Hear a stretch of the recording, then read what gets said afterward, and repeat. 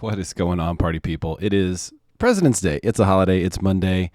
You know we work 7 days a week in this business, right? Even if the markets are closed. Won't be talking about mortgage bonds today. As that market is closed, you can see oil there up to $94. $94. I'm never upset about selling too soon. It's okay to sell too soon for a profit. Bought at 45, sold at 90. That thing is probably going to touch $100 before it turns around and comes the other way. You can see here, this is just futures right now. The market's not open, but Dow futures down almost 500 points. NASDAQ down a bunch. I told you I took some puts last week. I actually caught a double on it really quick and got my cost basis out. So I have some puts in, so I feel good about that tomorrow. Bitcoin's getting a little bit of a bang today. But here's what we're going to really dive into is just the value of property in San Diego. I'm going to show you a couple things. There's an article or two or three that we'll look at. If you just, if you're the type of person who just studies the market and you just take a look at what different markets around the country look like. I've traveled the world. I've always looked at real estate everywhere I've been. And I've never seen a place that I was more enticed by than San Diego. So, and I live here. So, little bias for sure. So let's take a look at some of the realities here. Let's take a look at some of the factoids. Let's take a look at some of the data. All right. NMLS 155010. Call, text me, email me if you want to buy or refi. Make sure you don't get gypped off. A lot of crazy things going on in the mortgage industry. Don't pay any fees. Get a low rate. And then things will be great. Okay. We're having fun here on a holiday. Let's do this. All right. So a quick gander here at the markets. This is just futures action, so it kind of feels like a Sunday today. Tomorrow looks like the market's going to open up pretty ugly. That actually could be a good thing for bonds. Remember, we had our best week last week of the year, essentially where we just held ground and actually gained a little bit of ground on the bond chart, which is awesome. I do kind of expect it'll be tough for us to go higher, but if the stock market gets hit a little bit, not too hard, but if it gets hit a little bit, that can help us. Like we could get back up here to 101. Like that's possible. I don't think we'll get there. I think we'll probably get stuck here at like 100.6, but we could get up here. That'd be totally in line with our continuation trade expectation. But there's just so much downward pressure on bond prices. So we'll have to see. Amazingly, in the broker world, and I was honestly unaware of this until recently, you can lock over the weekend. There's a little bit of a hedge in there, but right now it's totally worth it to put it in. So let's take a look now at, this is the article that got me really interested in talking about this because, saying that San Diego ranks as the least affordable city in the United States to buy a home is a lot misleading. Okay. It's a lot misleading. Now, when you go down, and nothing against Fox 5. Fox 5 is great. But it is a little misleading because it sounds like, oh, well, then this is the place that's the highest cost. No, technically it's a ratio. It's a ratio based off of, and our buddy Jesse Zagorski was actually interviewed in this segment. It's a ratio that's based off the average price versus the average income. And so they'll look at, oh, okay, well, here's the average price, here's the average income, and then they do a ratio. So if you look at, oh, well, compared to San Francisco, for example, and then they'll tell you that. So San Francisco is higher, but the average income is $112,000 instead of $79,000. So when you ratio it, you would have to say, okay, well, in order for us to be equal to San Francisco, they would have to have 1.5x on the median price, which they don't exactly, but they're not that far off. So first and foremost, just know what they're calculating here. They're not talking about the actual price of the real estate. They're talking about the price of the real estate with respect to the median income for the area. Now, San Diego is one of the areas, one of the cities out there that is a very desirable city. When you look at cities with the highest prices, let's see, this isn't the one on the map. Is this the map? Oh, I thought this was the map. Here we go. You can kind of see where these cities are located, right? Cities with the highest home sale prices last year. Where are these cities located? This just gives us a rough idea, okay, of where they are. And you look at San Diego as being it's a coastal beach town, but as of 10 years ago, I mean, if we talk about just like post-crash, People were buying detached homes here all over San Diego County for 300, 400 some thousand. So there's a lot of people who own homes here that have very small mortgage payments. I talk to them all the time. It's hard for them to refi. It's hard for them to sell and buy because they're so set with the deal they have in their current home. A lot of other markets weren't like that, where you're all of a sudden now you're competing to be one of the top cities in the country, where we were decimated after the crash and really, really, really felt it here. And they felt it in a lot of places throughout the country. But look at these different places. So San Diego, Los Angeles, Ventura, San Jose, San Francisco, Stockton, California's in there, Sacramento, Seattle. Look at all these places on here. Now you tell me, of all these places on here, where would you rather live? Nothing against Boston, nothing against Boston, nothing against Connecticut, or New York for that matter. They're all beautiful places. I have a little something against Washington, D.C., but that's for a different video. Denver, Colorado. 3 Colorados in there? Really? Utah? What's interesting to me on this is that you don't see like some of these areas where we know people are paying huge money, like Montana and Boise, not showing up on here. And so you look at all these places and you tell me, what's the best place to live? I know where I picked. I picked San Diego. And what drove me to do that is overall just lifestyle, feeling, weather, amenities of the area. It's tremendous. I mean, there really isn't anything quite like it except the stuff that is adjacent. I mean, even if you just go up to San Francisco, it's completely different weather up there. I mean, it's hard to call it California. I mean, it feels like Canada. So for me, it's obvious that Southern California is the sweet spot of the entire nation from just a pure property value perspective. I'm just talking about the land itself. If we were going to have a draft here and we were going to draft states, which state would get drafted first? If you got to choose to own a state, everyone would want California first. No question. It's no doubt. No one's going to ask for Washington. No offense. No one's going to ask for Oregon. Maybe Texas, maybe Florida. But notice, not even on the map. Tennessee either. These are all places where people are migrating because of these high-cost areas. So when you look at San Diego real estate, I just try to look at it as a comparison to the rest of the country. And when you look at the lists here, the top 20, top 15, top 25 lists, Anchorage, Alaska. Hey, that's great. Anchorage, beautiful place. I'm sure that's awesome, but much rather be in San Diego. Portland, Oregon. No, thank you. No, thanks. I'm sure it's beautiful certain times of the year. I've heard Oregon is amazingly gorgeous. Portland's just one place I have no desire to go.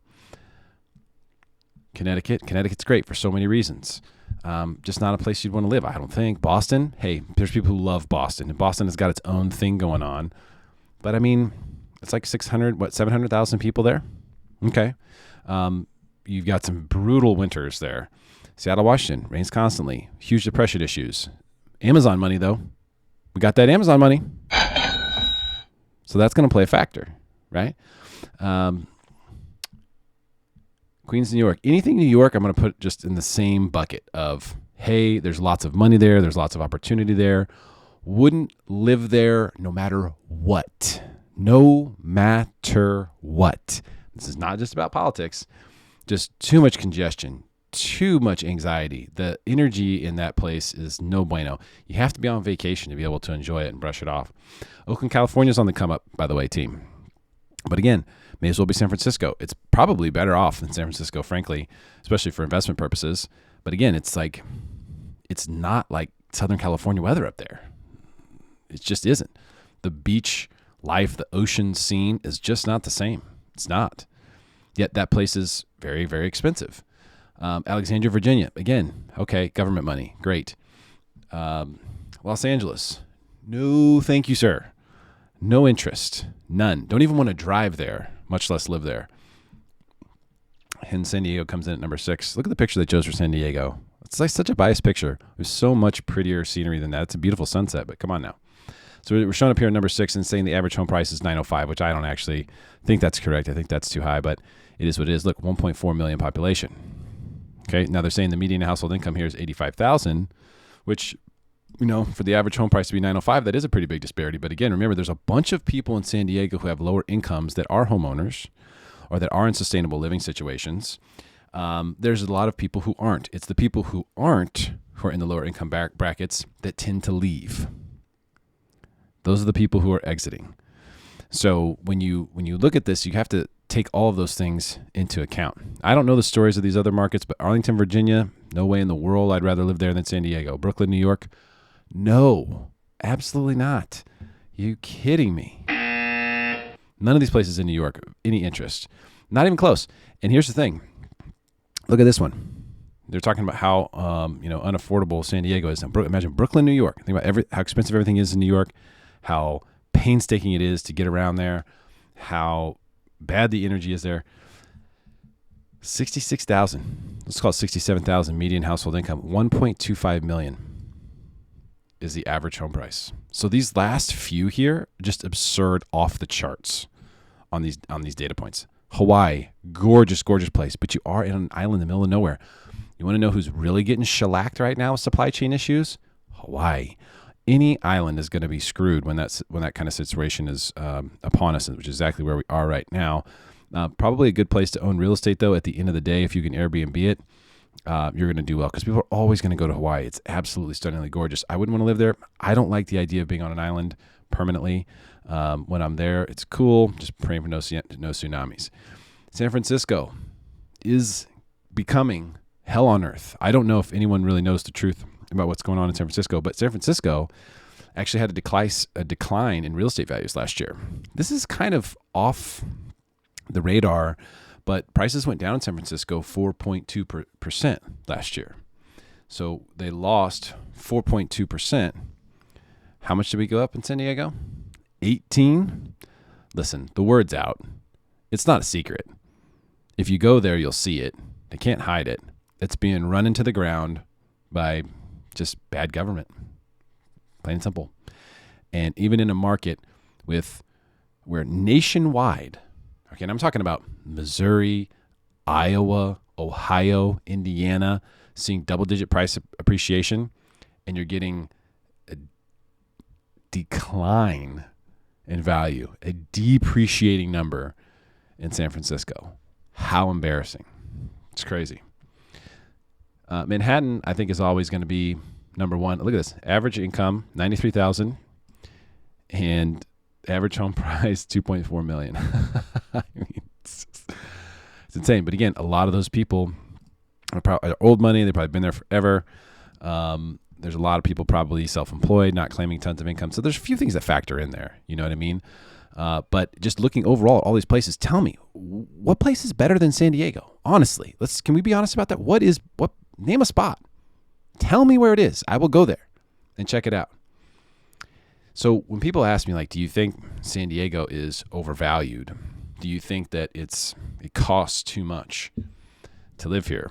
I'm still telling you that it won't surprise me if we look 10 years from now, 20 years from now, to see prices double, triple, quadruple what they are today. Wouldn't surprise me. And you know what? Everyone would look back and go, gosh, it was so obvious. How did we screw this up? No! We should have known. We should have seen it. This is the most beautiful place to live. It's America's finest city. It is the finest. How could we have sat here and not bought all the real estate knowing that that's really a fact? Knowing that San Diego is, half of what the cost is in LA in a lot of places, or it's, not as much LA as in San Francisco, Bay Area, let's call it. Price is way lower than in those areas. Way lower. Weather, way better. Vibe, way better. Beaches, can actually use them. Ocean water, you can get in it. I mean, so much better.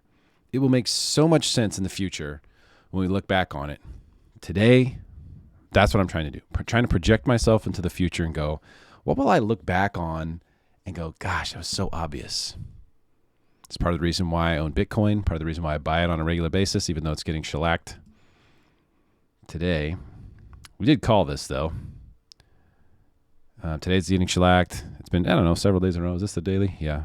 1, 2, 3, 4, 5, 6 days. This is the 6th day in a row of decline after failing to beat this this former support, newly minted resistance line here. Now we're going to go down to test the macro. I think that's the next step, is we're going to test the macro channel here of just higher. We'll see what happens with that. But I don't want to talk about that too much today, although I did think this was very interesting. We're looking for these articles, especially ones that are clearly some form of advertorial. Now, from my days in the media, if you haven't watched this channel much, what is an advertorial? So you have editorial columns or pieces of content. Those editorial are basically written by someone who has, who's doing journalism. It's not an opinion or an op-ed, but it is an editorial article about something that's going on, just bringing you the information, not bringing you an opinion on it, but bringing you the information. Hey, here's what's going on. Here's the data we have. Not forming a conclusion. Advertorial is when it looks like an editorial, but it's a paid-for editorial. So we call it an advertorial.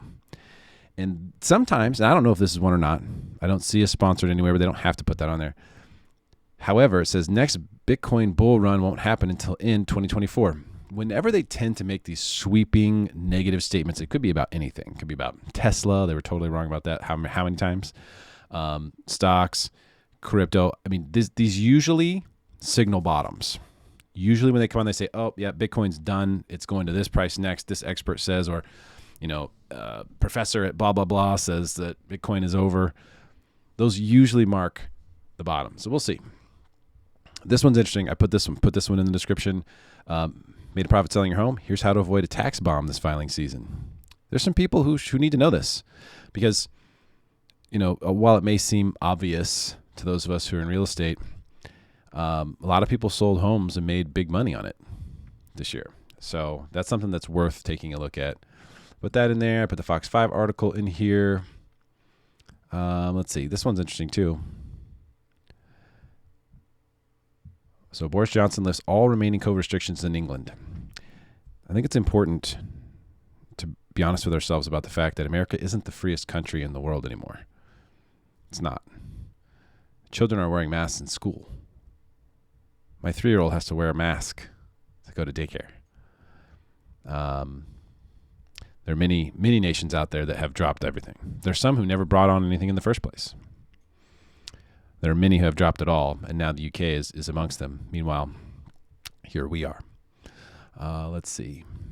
Yeah, I put both of these in there. So this one was pretty good. This one I thought was good just from a visual standpoint to kind of zoom out and go, all right, hey, where is it? So what is an appropriate value then for San Diego real estate? What is it really worth? In my opinion, it should be among the most valuable real estate in the world. There are people who will say, oh, well, Malibu is Malibu because it's exclusive and, it's in the mountains, very expensive to build there. And that's just people with FU money just throwing it around, whatever.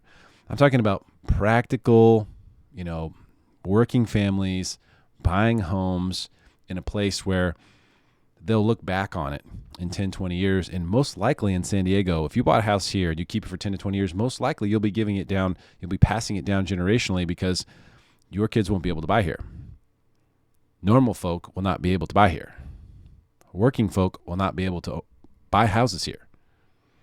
That is for sure going to be the case at some point in the future. It's just a matter of how long it takes to get there. That's where it's headed. It's where it's always been headed. It's where we're going.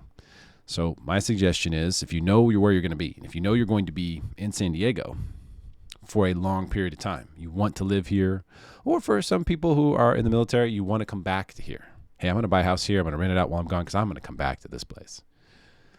If you can own long term, really, anywhere is going to work, pretty much. But I think one of the places that will work the best, and one of the places that you'll look at your investment and go, you know what, if I have to live in it, cool. San Diego is it. So hopefully those articles will be helpful to you. We'll track tomorrow, this very carefully. So I'm going to be looking at the open tomorrow. We'll definitely make a video and just see like where are these bonds headed? Where are rates headed? Are we going to see a bad week for rates, there's two things that can happen when, let's check the future. So still down almost 500 points on the Dow, 80 on the S&P, and a big crooked number on the NASDAQ. The one on the NASDAQ makes me happy because I have puts there, which should be doing really well in the morning. But there's two things that can happen. You can have a system-wide capitulation, which means it's just sell everything. Sell everything. We need to get flat and then figure out what the heck is going on. And then the other situation is, hey, stocks are peeling off. Let's take that money and let's park it in bonds for a second because we feel like it's a decent time to buy some bonds. Would anyone looking at this chart think that it's a decent time to buy bonds? It seems unlikely, right? Look at that. It seems unlikely. Oh, I'm in the way. Hold on. It's not a good looking chart, guys. It's just not. It's bad. So will that money get parked over? I think it's more likely that we have a system-wide capitulation. And don't shoot the messenger, please. I don't want it to be true. But here's what's going on. So Russia, Ukraine, there's a lot of things going on over there. Feels like we shouldn't be involved in any of it, to be honest with you. But there's a lot of Russia. There's a lot of Ukraine. There's a lot of Putin being discussed. There's a lot of talk of tensions. Here's one of the most honest things you're going to see. Look at this right here, this pro article. Russia-Ukraine tension is a convenient excuse for the stock sell-off, but it's about more than that. That is a fact. It is a convenient excuse. It is a distraction. It's a distraction. Whenever the media grabs hold of something and runs with it, just full blast, most of the time it's a distraction. And it's being encouraged and in a lot of cases financed. People don't like to hear this, but it's true. By someone or something or some entity. So what is this a distraction from? It's a good question, but I would be very surprised if there is any military action or a war of any kind in this situation. I'd be very surprised. However, the market seems to be pricing in the war is going to happen any second. So if we get some sort of de-escalation, so let me give you some good news, right? Let me paint a picture of some good news here because I know we've talked about how much we love San Diego, how obvious it is that the real estate here should be worth a lot. And I didn't even talk about some of the other markets and what homes are selling for. It's crazy. I mean, didn't even go there. So we talked about that. Rates, probably not going to have good news for that. But here's where things could get good. If we have a scenario in which this gets put to rest. In other words, hey, Putin has agreed to back off, and the forces are exiting the border or whatever.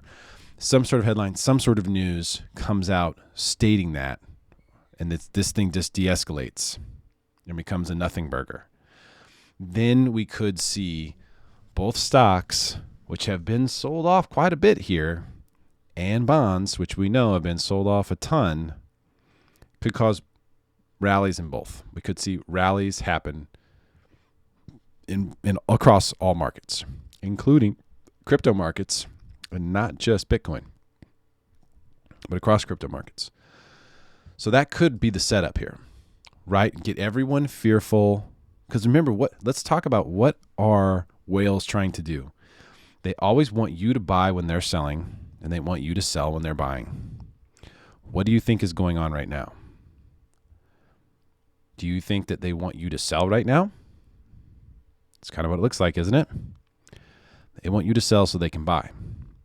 It's harder to be an institution or a whale because you can't disguise what you're doing as well unless you can control retail.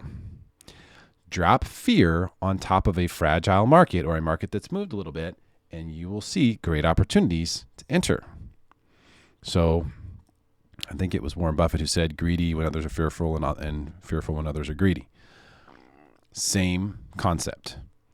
So right here, this feels like it could just be a setup to try to get retail to dump all their stuff, just push the sell button over and over and over this week.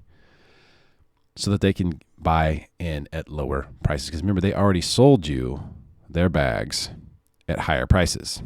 All markets are down, I think, even over 10%. Yeah. I think the Dow's off about 10%, S&P's off about 10%, the Nasdaq's off like 15%.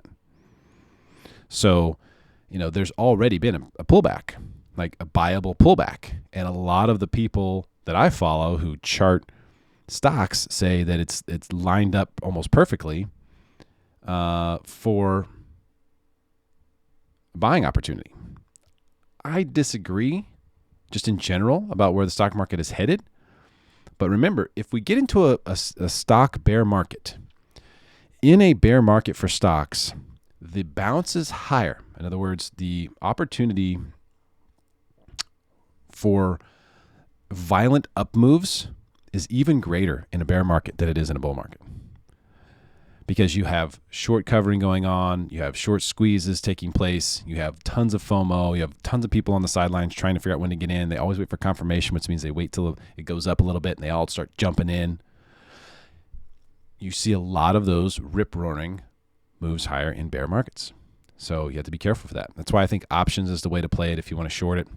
Options are simple and you can limit your downside and you can stay the course. You're not going to get stopped out even if you're totally wrong right off the gate. You have until your option expiration date for things to work out for you. So I think options is the way to play. Now maybe I'll do a video about it. My next option trade, maybe I'll make a video about it. Yes, sir, JCK, you got it. The Buffett quote. I'm not a huge Buffett quote guy, but it fits here. It fits here because it sure does look and feel like they want you out of your stocks. And, I'm the one who's been telling you, hey, stocks are going to go down. I mean, I think it's more of a sustained drawdown, but here I am telling you that it's kind of like a bullish thing. Like, I've been bearish on stocks, but this kind of is bullish. As much as this looks like a confirmation of what I've been telling you, it kind of feels bullish. Now, let's go to the worst case scenario. Okay, we talked about what I expect. We talked about the best case scenario. What's the worst case scenario?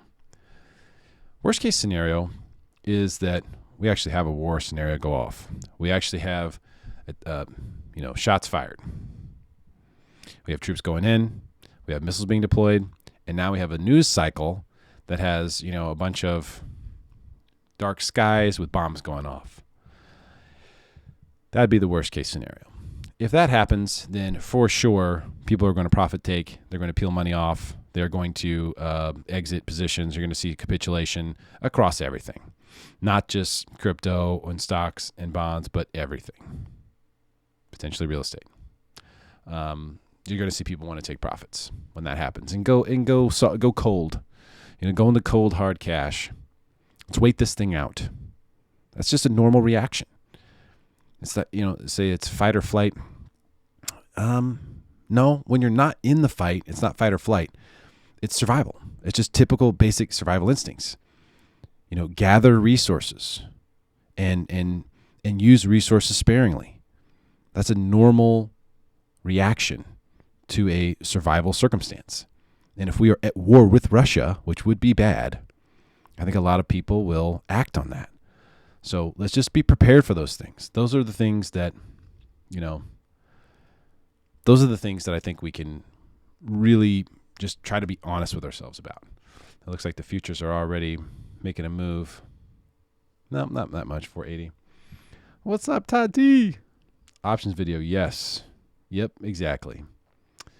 Yep. It is what it is. This market's going to tell us what it's going to tell us. So today's a holiday, so we're just kind of not really into it today. I'm probably going to go play with my kids right now and call it a day. Got a lot done today. Getting set up for a bunch of stuff happening tomorrow. Good luck to us. Let's cross our fingers, say a prayer, whatever you want to do for our active military members who are in a tough spot here. I know a lot of people who've been training in cold weather. I know a lot of people who, have had unexpected calls and motion and movement. And at the end of the day, it's guys in suits who are trying to figure something out, but it's guys and gals in fatigues that go and fight these things out. Let's hope that doesn't happen. Let's really hope it doesn't. It would be a shame. It seems unnecessary. So hopefully diplomacy will win. All right, guys, enjoy your holiday. And I'll be here if you need me. Want to buy, you want to refi, give me a call, text, shoot me an email. That's what I do. I'm here, and I'm here to help. That's my job, and I'm sticking to it. And if you want to save money, I'll be here for you. Have a great day. Take care.